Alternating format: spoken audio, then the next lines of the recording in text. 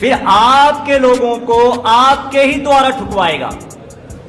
किन लोगों ने हमें तोड़ा, जय मूल निवासी, फिर आपके लोगों को आपके ही द्वारा ठुकवाएगा। किन लोगों ने हमें तोड़ा, किन लोगों ने हमें जातिवाद में बांटा, किन लोगों ने हमें प्रताड़ित किया, तू खुद बदल, तू खुद को बदल, तभी तो जमाना बदलेगा। दरिया की कसम, मौजों की कसम, ये सारा जमाना बदलेगा। ना तू हिंदू है ना मुसलमान है, तू तो सिर्फ इंसान है।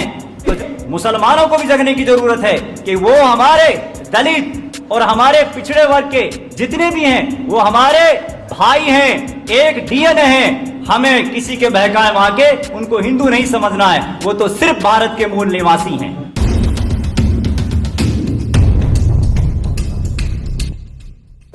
डॉक्टर फतेह मोहम्मद जो नूह मेवात से हैं वो आए और विषय को ध्यान में रखते हुए अपनी बात रखे। डॉक्टर फतेह मोहम्मद ये राष्ट्रीय मुस्लिम मोर्चा से हैं।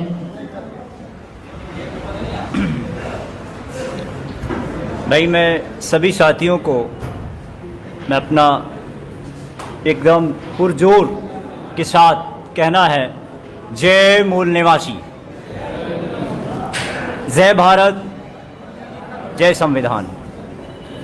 क्योंकि अब हमें समझने की ज़रूरत है अपने कौन है, पराये कौन है।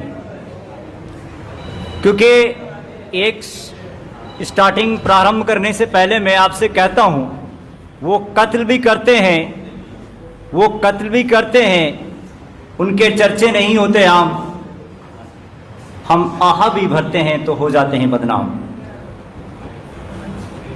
समझ मसला क्या है? आप किसी गांव में रहते हैं और आपके गांव बिल्कुल एक है, बिल्कुल मुत्तहद है। एक उसमें एक लोहार भी है काम करने वाला, उसका कर्म से उसका पहचान, एक धोबी भी है, एक जुल्हा भी है। लेकिन अब कोई बाहर का व्यक्ति आपके गांव में आ जाए तो अपनी पावर बनाने के लिए वो क्या इस्तेमाल करेगा? बाहर का व्यक्ति आ जाए और वो अपना पावर बनाने के लिए क्या इस्तेमाल करेगा? आपके अंदर फूट डालेगा,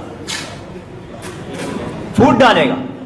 और जब फूट डल जाएगी तो कुछ लोगों को आपको अपनी तरफ करेगा, फिर आपके लोगों को आपके ही द्वारा ठुकवाएगा। हो रहा है ना भाई ऐसा? इसीलिए तो कहा बाबा भीमराव अम्बेडकर ने, यानी शिक्षित बनो। यानी जब शिक्षा आ जाएगी आपके पास, जब पता चल जाएगा कि शिक्षा से कि मेरे साथ पहले भूतकाल में क्या हुआ, किन लोगों ने हमें तोड़ा, किन लोगों ने हमें जातिवाद में बांटा, किन लोगों ने हमें प्रताड़ित किया और कौन कौन हमें अंधविश्वास में उलझाकर पूजे पाठ में और हमसे मिसयूज करके हमसे दौलत कमाते हैं और अपनों को हमसे ठुकवाते हैं। तो फिर पता चलेगा शिक्षित बनो, संगठित रहो। अब संगठित रहोगे कब? जब शिक्षित बनोगे। किसके साथ संगठित रहना है? अब पता चलेगा ना भाई किसके साथ संगठित रहना है। तो जब पता चल जाएगा कि हमें अपनों के साथ संगठित रहना है, फिर आगे का नारा संघर्ष करो। अब संघर्ष करो अपने मूल, जो आप भारत के मूल निवासी हैं, जो आपका अस्तित्व था, जो आपका राज था, जो आपके पावर था आपके हाथ में, जो आपके पूर्वजों से छीना गया, अब उसको आप संघर्ष करके हासिल करो, हासिल करो। और उसके लिए क्या करना पड़ेगा? तू खुद बदल, तू खुद को बदल, तभी तो जमाना बदलेगा। दरिया की कसम, मौजों की कसम, ये सारा जमाना बदलेगा। चुप रहकर जो तू सहता रहा, क्या ये जमाना बदला है? नहीं बदला जी, नहीं बदला। तू बोलेगा, मुंह खोलेगा, तभी तो जमाना बदलेगा।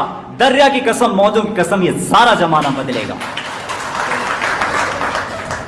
अब अपने दिल से पूछो, तू हिंदू भी है, तू मुसलमान भी है, तू हिंदू भी है, मुसलमान भी है।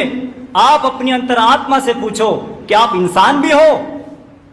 जब आपकी अंतरात्मा सवाल करोगे, तो जब अंतरात्मा कहेगी ना तू हिंदू है ना मुसलमान है, तू तो सिर्फ इंसान है, तो जब कहेगा तो अगर मैं इंसान हूं तो मैं भारत का हूं कि नहीं, तो फिर एक आवाज निकलेगी, ना तू हिंदू है ना मुसलमान है, तू तो सिर्फ भारत का मूल निवासी हो,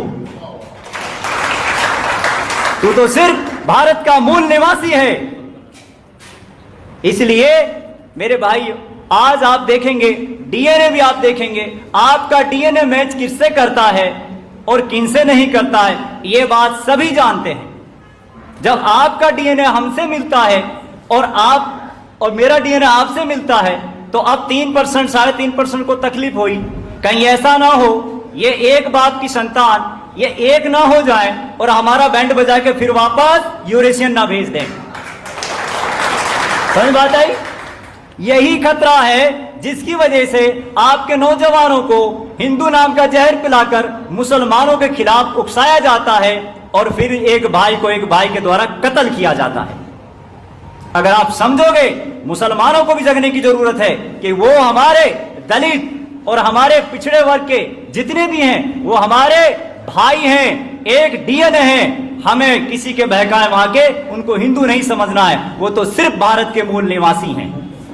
ठीक है, मैं इसके साथ, मुझे टाइम थोड़ा मिला है, बहुत सारी बातें हैं, लेकिन मैं अपने इस विचार को यहीं पर विराम देता हूं और सबका बहुत बहुत धन्यवाद। आपने ये बड़े ध्यान से प्यार सुना और एक बार जोर से कह दें, जय मूल निवासी, जय भारत, जय संविधान, जय भीम।